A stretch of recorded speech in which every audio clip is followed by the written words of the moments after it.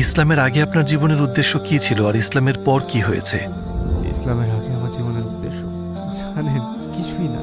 কোনো উদ্দেশ্য ছিল না। আমি জানতাম না আমি কোথায় যাচ্ছি, আমি জানতাম না আমি কি করব, সকালে উঠে কিভাবে চলবো জানতাম না, কিভাবে ভাববো জানতাম না, লোকজনের আশপাশে কিভাবে থাকবো জানতাম না। আমি উঠতাম এত হারিয়ে বসে থাকতাম, জানতাম না কি করবো। আমি অনেকখানি হারিয়ে গেছিলাম, অনেকখানি। আর এখন ইনশাল্লাহ আমি আস্তে আস্তে ট্যাটু সরিয়ে ফেলতে চাই, সময় লাগবে।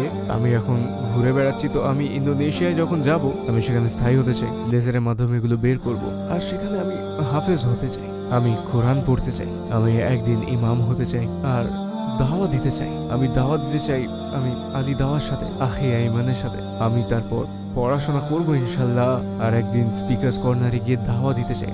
আমি হাফেজ হতে চাই, আমি কোরআন ভালোবাসি। আমি যখন প্রথম টিকটক বানালাম, আমার ভাইয়েরা, সৌদির ইমামরা, ইরাকের আরো বিভিন্ন জায়গার ইমামরা লাইভে আসে, আমাকে কোরআন পড়ে শোনাতো, আর সেটা আমাকে কোরআন ভালোবাসতে শিখিয়েছিল। এর সৌন্দর্য দেখিয়েছিল আমাকে, আর তারা আস্তে আস্তে আমাকে পড়ে শোনাতো, আর আমার অনেক ভালো লাগতো। সূরা ইয়াসিন, আর আমি সবগুলো সূরা পড়তে শুরু করলাম, আর সূরা ইউসুফ। যাই হোক, আমি কোরআন পড়তে শুরু করলাম, কিন্তু আমি বোঝাচ্ছি আমি কোরআনকে ভালোবাসতে শুরু করলাম, আর সেটা একটা আলাদা গল্প, বুঝলেন? ইনশাল্লাহ।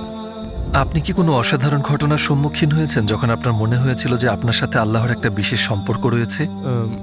একটা অসাধারণ ঘটনা হলো, গত বছর আমি খুব একাকী বোধ করছিলাম। আমি হল সিটিতে ছিলাম তখন, আর আমি হলের একটা মসজিদে যাওয়া শুরু করলাম। আর তখন আমি টিকটকে একটা ভিডিও বানালাম যে আমি একজন মুসলিম, প্রায় 1 বছর আগে এই সময়, প্রায় 9 মাস আগে। তারপর আমার মনে আছে আমি ঘুম থেকে উঠেছি আর দেখছি টিকটকে 1 লক্ষ ফলোয়ার পেয়েছি আমি। আর তারপর ওটা ভাইরাল হয়ে গেল, আর আমার মনে হলো আমি কত ভালোবাসা পেয়েছি, মনে হলো পৃথিবী যেন উন্মুক্ত হয়ে গেছে। আর আমি তখনও ভয় পাচ্ছিলাম যে মানুষ আমাকে মেনে নেবে না।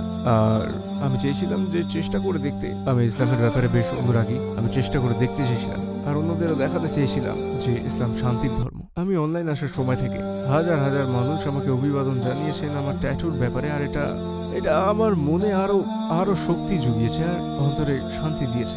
আর তখন থেকে 1000-এরও বেশি মানুষ আমাকে মেইল করে বলেছে যে তারা শাহাদা নিয়েছে কারণ আমি ভিডিওগুলো বানিয়েছি, আর তাদের দেখিয়েছি যে ইসলাম কত শান্তিপূর্ণ।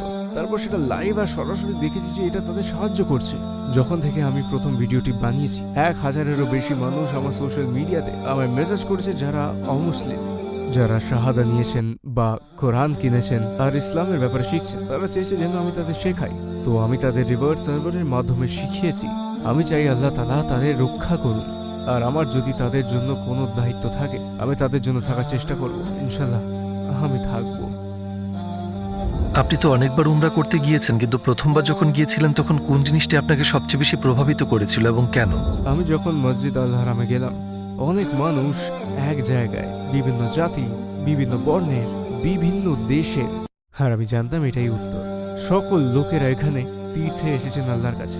ভ্যাটিকানের মতো নয় যেখানে মানুষ পোপকে শুধু দেখতে যায়, বা তারা আল্লাহর কাছে এসেছেন, তারা সত্যিকারের বিশ্বাসী। আর এটা একটা নিরাময়, বর্ণবাদের এটা উত্তর, এটা বিশ্ব শান্তি। আর এটা আমার জন্য বড় মুহূর্ত ছিল। ইসলাম সব কিছুরই নিরাময়, সকল সমস্যার ইসলাম সমাধান। এটা পথ নির্দেশক, জীবনের একটা পথ। আমার এক ভাই আনাসকে মনে আছে, আমি তাকে ভালোবাসি, সে দাগেস্তানে।